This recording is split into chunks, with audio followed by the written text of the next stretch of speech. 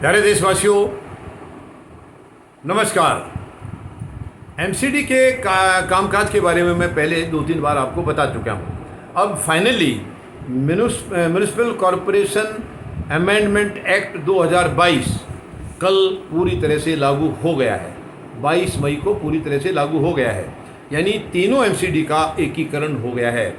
और कल से जो अधिकारी नियुक्त किए गए थे, एक तो आईएएस जो ज्ञानेश भारती थे जिनको कमिश्नर बनाया गया था, और दूसरे थे अश्विनी कुमार, दोनों आईएएस अफसर हैं। दोनों ने अपना अपना कामकाज संभाल लिया है, दोनों पूरी अच्छी तरह से। और जैसे कि मैंने आपको पहले भी बताया था कि शायद इनका मुख्यालय सिविक सेंटर में होगा, ठीक उसी प्रकार से इनका मुख्यालय वहीं हुआ है। और दोनों ने अपने अपने दफ्तर में कल जाके ज्वाइन किया है अपनी ड्यूटी और कामकाज शुरू कर दिया है। और अब ये जब तक चुनाव नहीं होंगे तब तक जो अधिकारी हैं यही एमसीडी को चलाएंगे। कोई इसमें जनप्रतिनिधि नहीं होगा। जनप्रतिनिधि तब आएंगे जब चुनाव हो जाएंगे, और तब तक पूरी तैयारी करनी है इनको। और जो ज्ञानेश भारती हैं कमिश्नर, उन्होंने जो डिलिमिटेशन का जो काम है उसको शुरू कर दिया है। हालांकि केंद्र सरकार कह रही है कि हम 3-4 महीने में सब काम खत्म करके चुनाव कराएंगे, लेकिन मुझे बिल्कुल इसके ऊपर विश्वास नहीं हो रहा है। मेरे हिसाब से तो कम से कम इसमें 1 साल लगेगा, और ये बहुत ज़्यादा स्पीड से करेंगे तो भी 6 महीने से पहले तो चुनाव होने की कोई चांसेस मुझे नहीं लग रहे हैं। क्योंकि इससे पहले जब ये 1 से 3 बनाए थे तो करीब 2 साल का समय लगा था।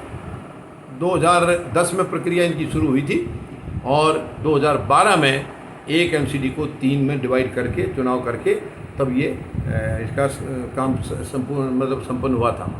तो इसी तरह अब भी मुझे नहीं लगता है कि असल में तो ये 1 साल कम से कम लगेगा, और नहीं तो बहुत ज़्यादा स्पीड करेंगे तो 6 महीने से कम तो लगने का मतलब ही नहीं है। तो ये स्पेशल अफसर जो हैं, उन्होंने जो हमारी ये लैंडफिल है गाजीपुर का, कल इन्होंने दोनों ने, कमिश्नर भी इन्होंने दिल्ली के सेक्रेटरी के साथ दौरा किया है, और इन्होंने ये कहा है कि सफाई हमारे लिए प्रायोरिटी होगी।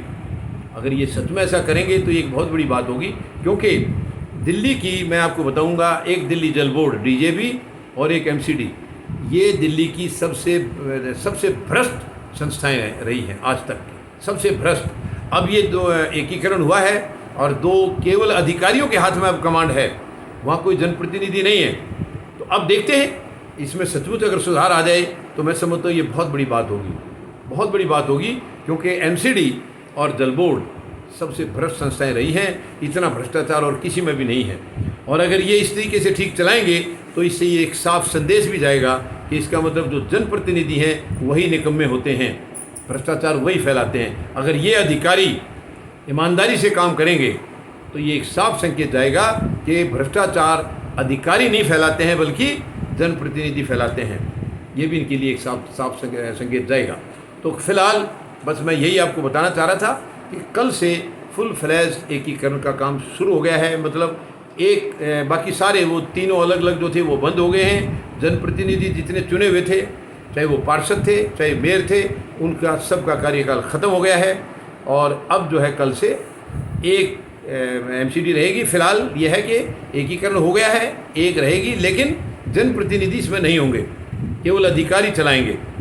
और इन्होंने जैसे कमिश्नर हैं, उन्होंने अपने नीचे 4 डिप्टी कमिश्नर भी अपॉइंट कर दिए हैं, उनको भी ऑफिस अलॉट कर दिया है उसी सिविक सेंटर में।